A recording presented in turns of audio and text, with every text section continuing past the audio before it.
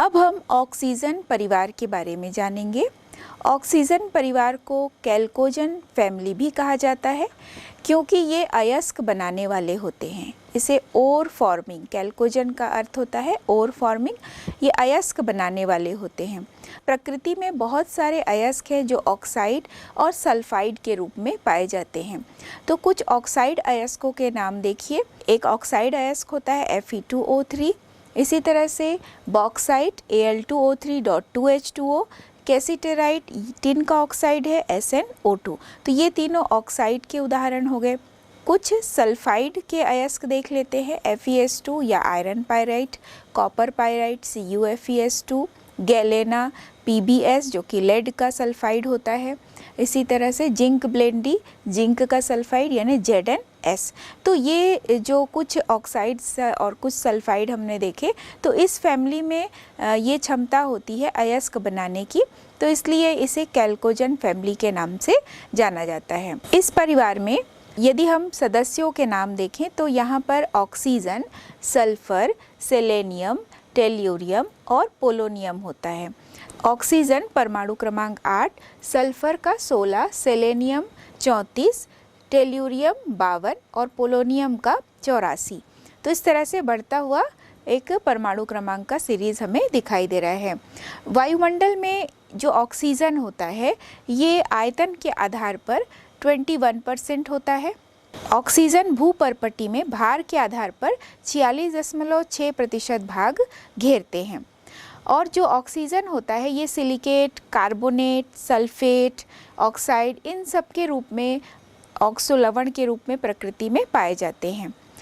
इसी तरह जो ऑक्सीजन है प्रकाश संश्लेषण की क्रिया में भी उत्पन्न होती है। और जो ओजोन परत है वायुमंडल का, ओजोन परत जो ऑक्सीजन का ही एक अपरूप होता है, ओजोन उससे बना हुआ होता है और ओजोन परत हमारी रक्षा करती है अल्ट्रावायलेट किरणों से। तो प्रकृति में ऑक्सीजन का बहुत अधिक महत्व होता है। सल्फर भी प्रकृति में बहुत सारे सल्फेट्स या सल्फाइड के रूप में पाए जाते हैं और पृथ्वी की सतह पर सल्फर 0.03 से 0.1% तक पाए जाते हैं और ये मुक्त अवस्था में और संयुक्त अवस्था में ये सल्फाइड के रूप में या सल्फेट के रूप में पाए जाते हैं। सल्फेट के रूप में मुख्य रूप से ये जिप्सम लवण, एप्सम लवण इस तरह से बनाते हैं। तो जिप्सम लवण जैसे कैल्शियम सल्फेट .2H2O, एप्सम लवण जो कि मैग्नीशियम का सल्फेट होता है तो MgSO4.7H2O और बेराइट्स यानी बेरियम सल्फेट। तो ये सभी सल्फेट के फॉर्म हो गए। और यदि हम सल्फाइड अयस्क देखें तो ZnS या zinc blende, copper pyrite CuFeS2, iron pyrite FeS2। तो इस प्रकार से सल्फाइड और सल्फेट के रूप में यानी कंबाइंड फॉर्म में भी सल्फर पाया जाता है। सल्फर बहुत सारे प्राकृतिक पदार्थों में भी होता है, जैसे अंडे में, बालों में, प्याज में, लहसुन में, ऊन में, प्रोटीन, इस तरह से सरसों में। तो यहाँ पर ये सल्फर की मात्रा इन सभी कार्बनिक पदार्थों में भी पाई जाती है। सल्फर की कुछ मात्रा ज्वालामुखी क्षेत्र जो हैं वहाँ पर H2S के रूप में पाए जाते हैं, जैसे Italy, Japan, America, Russia, Bharat और पाकिस्तान के कुछ क्षेत्रों में भी ये पाए जाते हैं। जो नेचुरल गैस है और क्रूड ऑयल ये भी सल्फर के बहुत अच्छे स्रोत होते हैं। सेलेनियम एवं टेल्यूरियम दुर्लभ तत्व होते हैं और प्रकृति में सेलेनाइट्स या टेल्यूराइट्स के रूप में पाए जाते हैं। और जो पोलोनियम है वो रेडियो एक्टिव तत्व होते हैं। पोलोनियम एक क्षय उत्पाद है थोरियम और यूरेनियम श्रेणी का, और ये क्षय होते होते यहाँ पर थोरियम श्रेणी से क्षय होते होते या यूरेनियम श्रेणी से क्षय होते होते पहुँचते हैं पोलोनियम तक। तो पोलोनियम यहाँ पर एक क्षय उत्पाद के रूप में होता है, लेकिन यह भी एक रेडियो एक्टिव तत्व होता है। अब हम इस परिवार के इलेक्ट्रॉनिक विन्यास को समझेंगे। इसका जो सामान्य इलेक्ट्रॉनिक विन्यास होता है वह NS2 Np4 होता है। NpX2, NpY1, NpZ1 इस तरह से भरा जाता है और NS में 2 इलेक्ट्रॉन होते हैं। तो इलेक्ट्रॉनिक विन्यास इसका जब हम देखेंगे तो इस प्रकार से होगा। ऑक्सीजन का 8 एटॉमिक नंबर है।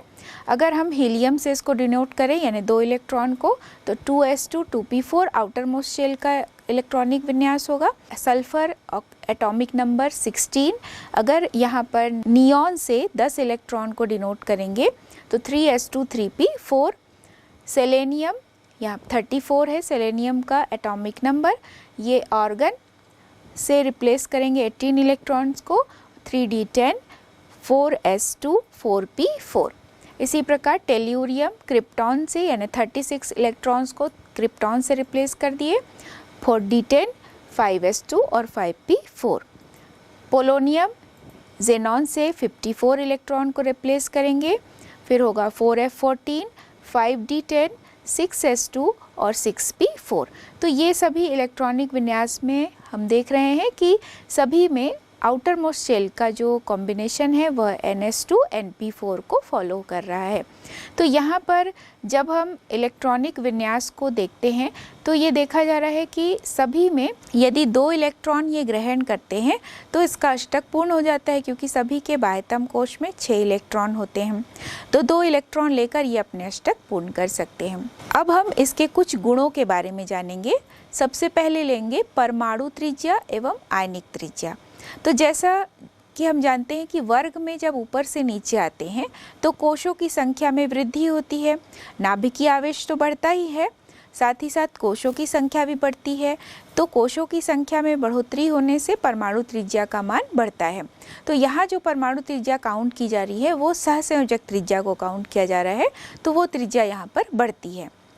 तो जब हम इसको 15th ग्रुप के साथ कंपेयर करते हैं नाइट्रोजन फैमिली के साथ, तो ये हम बाएं से दाएं जा रहे हैं इस तरह से बात करते हैं, तो वहाँ पर भी नाभिकीय आवेश तो बढ़ता है लेकिन कोशों की संख्या में वृद्धि नहीं होती है। यानी नाइट्रोजन और ऑक्सीजन को यदि कंपेयर करें तो नाइट्रोजन के बाह्यतम कोश में इलेक्ट्रॉन है 2s2 2p3 और ऑक्सीजन का यदि बाह्यतम कोश देखें तो 2s2 2p4। तो दोनों में ही कोशों की संख्या स्थिर है, जबकि नाभिकीय आवेश ऑक्सीजन में ज़्यादा है।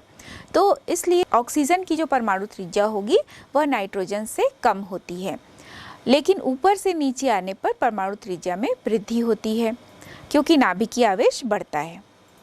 लेकिन जब हम आयनिक त्रिज्या की बात करते हैं तो इसमें हम देख रहे हैं कि ये द्विसंयोजी आयन बनाते हैं, ये 2 इलेक्ट्रॉन ग्रहण करके अपना अष्टक पूरा कर लेते हैं। तो जब ये द्विसंयोजी आयन बनाते हैं तो अपने संगत परमाणु की तुलना में यदि इसके आयनिक त्रिज्या को कंपेयर करें तो वो काफ़ी अधिक पाया जाएगा।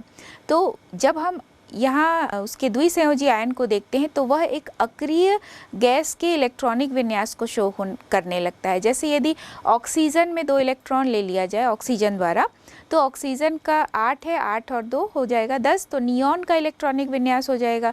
तो O2 माइनस यदि करेंगे तो वो नियॉन के इलेक्ट्रॉनिक विन्यास को दर्शाएगा, यानी अक्रिय गैस के इलेक्ट्रॉनिक विन्यास को दर्शाते हैं। तो जब हम अक्रिय गैस के लिए परमाणु त्रिज्या काउंट करते हैं तो वहाँ वांडर वाल त्रिज्या ली जाती है और वांडर वाल त्रिज्या सदैव सहसंयोजक त्रिज्या से अधिक होती है। तो यही कारण है कि ऑक्सीजन फैमिली में जो परमाणु त्रिज्या और आयनिक त्रिज्या का जो डिफरेंस है बहुत ज़्यादा दिखाई दे रहा है, वो इसी कारण से क्योंकि ये 2 इलेक्ट्रॉन ग्रहण करके एक अष्टक को कंप्लीट करते हैं और अक्रिय गैस के परमाणु क्रमांक को प्राप्त कर लेते हैं। अब हम देखेंगे आयनन एंथैल्पी, आयोनाइजेशन एंथैल्पी, आयनन ऊर्जा।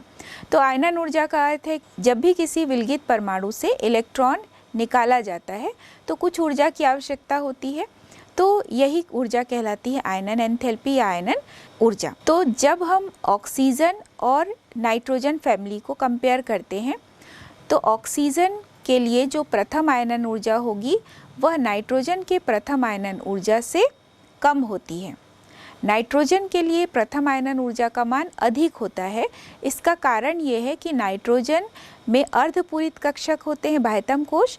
यहाँ पर देखिए नाइट्रोजन में NS2 NP3 है, तो P में अर्धपूरित अवस्था दिखाई दे रही है, जबकि ऑक्सीजन में NS2 NP4 है जो अपूर्ण रूप से भरा हुआ है। तो जो अर्धपूरित कोश होते हैं, पूर्ण रूप से भरे कोश होते हैं, वो ज़्यादा स्थायी होते हैं अपूर्ण रूप से भरे हुए कोशों की तुलना में।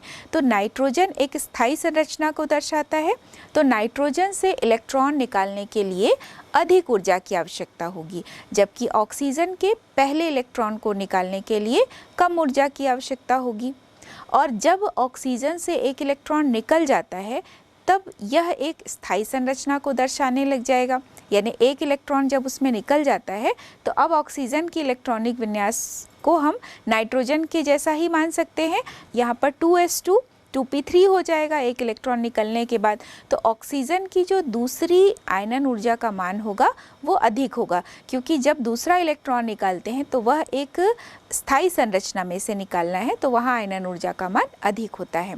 जब वर्ग में ऊपर से नीचे आएंगे इस परिवार के, तो चूँकि कोशों की संख्या में वृद्धि हो रही है, नाभिक और बाह्यतम कोश के बीच का जो आकर्षण है वो कम है, तो कम ऊर्जा देकर ही इलेक्ट्रॉन बाहर निकाला जा सकता है। तो इसलिए जब हम ऊपर से नीचे आते हैं तो आयनन ऊर्जा के मान में कमी होने लगती है, क्योंकि त्रिज्या में वृद्धि हो रही है। अगला गुण है क्वथनांक एवं गलनांक। तो जब ऊपर से नीचे आते हैं इस परिवार में तो मॉलिक्यूलर वेट बढ़ता है। मॉलिक्यूलर वेट बढ़ने के साथ साथ जो वांडर वाल फोर्स ऑफ अट्रैक्शन है वो भी बढ़ेगा। तो जब ऊपर से नीचे आते हैं तो बॉइलिंग पॉइंट और मेल्टिंग पॉइंट इसमें बढ़ता रहता है। जब हम टेल्यूरियम से पोलोनियम तक जाते हैं तो यहाँ पर चूँकि अब इलेक्ट्रॉन जो है वो 3d 4d 5d के साथ साथ अब 4f में भी भरने लगता है। तो 4f का जो शील्डिंग इफेक्ट होता है वो कमज़ोर होता है, दुर्बल होता है। इस कारण से इसका आकार घट जाता है। तो जब आकार घट जाता है, वांडर वाल बल का जो असर है वो थोड़ा कम हो जाता है, तो यहाँ पर जो बॉइलिंग पॉइंट और मेल्टिंग पॉइंट है वो कम हो जाएगा जब हम टेल्यूरियम से पोलोनियम तक जाते हैं। ऑक्सीकरण अवस्था को जब हम पढ़ेंगे तो इलेक्ट्रॉनिक विन्यास के आधार पर ही इसको समझ सकते हैं कि ऑक्सीजन परिवार में चूँकि 2 इलेक्ट्रॉन की आवश्यकता है अष्टक पूर्ण करने के लिए, तो ये 2 इलेक्ट्रॉन ग्रहण कर सकते हैं या फिर ये साझा करके भी अपने अष्टक को पूरा कर सकते हैं। तो ये जब 2 इलेक्ट्रॉन ग्रहण करेंगे तो ये ऋणात्मक ऑक्सीकरण अवस्था दर्शाएंगे, और जब ये साझा करते हैं 2 इलेक्ट्रॉन की तो ये धनात्मक ऑक्सीकरण अवस्था दर्शा सकते हैं। तो इस परिवार में जो ऑक्सीकरण अवस्था है विभिन्न तत्वों की वो देखिए। Oxygen -2 -1 +1 +2, sulphur -2 +2 +4 +6, selenium -2 +2 +4 +6, tellurium -2 +2 +4 +6, polonium +2 +4। तो यहाँ पर देखिए जब हम ऊपर से नीचे आ रहे हैं तो -2 जो स्थिति है, यानी ऋणात्मक ऑक्सीकरण अवस्था की जो स्थिति है वो कम होती जा रही है, क्योंकि आकार में वृद्धि होती है तो इलेक्ट्रॉन को ग्रहण करने की जो क्षमता है वो थोड़ी कम हो जाती है। और यहाँ पर देखिए जो +4 ऑक्सीकरण अवस्था है वह ज़्यादा अस्थायी है +6 की तुलना में, क्योंकि +4 oxidation state lower oxidation state है, और यहाँ पर अक्रिय युग्म प्रभाव के कारण ऐसा हो रहा है कि +4 ऑक्सीकरण अवस्था ज़्यादा स्थायी होती है। तो यहाँ पर भी बाह्यतम कोश के NS के 2 इलेक्ट्रॉन बंध बनाने में भाग नहीं लेते हैं, अक्रिय जोड़े की तरह कार्य करने लगते हैं। इसी कारण से यहाँ पर +6 की तुलना में +4 ऑक्सीडेशन स्टेट ज़्यादा स्थायी हो जाती है। अब हम ऑक्सीजन के कई ऑक्सीडेशन स्टेट को जानेंगे जो धनात्मक अवस्था में है या ऋणात्मक अवस्था में है।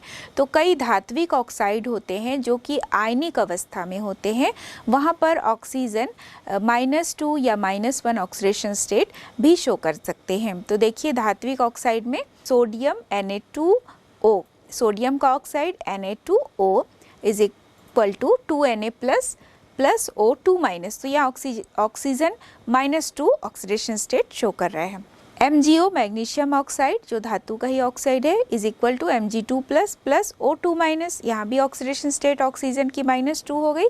Al2O3 एल्यूमिनियम का ऑक्साइड है is equal to 2Al3+ 3O-, तो यहाँ पर ऑक्सीजन -2 ऑक्सीडेशन स्टेट शो करता है। धातु के कुछ परऑक्साइड्स भी हैं जहाँ ऑक्सीजन -1 ऑक्सीडेशन स्टेट शो करता है, जैसे barium oxide BaO2 is equal to Ba2+ H2O minus, तो O के ऊपर -1 है, इसका अर्थ है कि यहाँ -1 ऑक्सीडेशन स्टेट ऑक्सीजन की है। दूसरा है Na2O2 is equal to 2Na plus plus 2O minus, ये भी ऑक्सीडेशन स्टेट -1 को शो कर रहा है। H2O2 हाइड्रोजन पर ऑक्साइड, जहाँ पर हाइड्रोजन यहाँ 2H प्लस प्लस ऑक्सीजन के लिए 2O माइनस, मतलब ऑक्सीजन यहाँ -1 ऑक्सीडेशन स्टेट शो करता है। तो इन सभी उदाहरणों में हमने देखा कि ऑक्सीजन जो है वो माइनस ऑक्सीडेशन स्टेट शो करता है।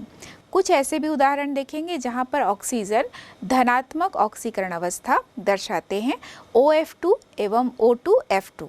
तो OF2 में ऑक्सीजन +2 ऑक्सीडेशन स्टेट शो करता है। तो OF2 जब OF2 इज इक्वल टू है O2 plus plus 2F minus, तो यहाँ पर ऑक्सीजन जो है वो फ्लोरीन की तुलना में कम ऋण विद्युतीय है।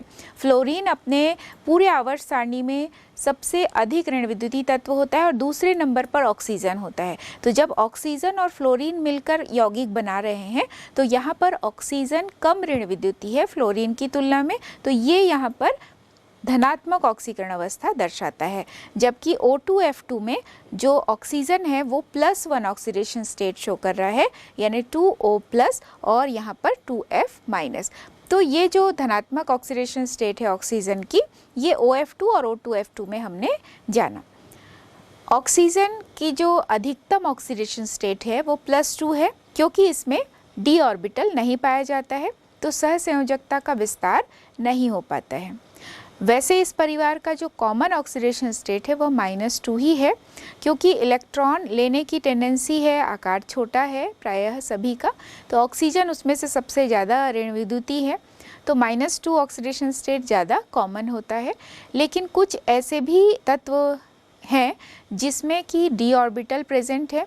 कुछ ऑक्सीजन के बाद के जितने भी तत्व हैं सभी में d ऑर्बिटल प्रेजेंट होता है, यानी वह सहसंयोजकता का विस्तार करके कई सारे यौगिक बना सकते हैं उच्च ऑक्सीकरण अवस्था वाले।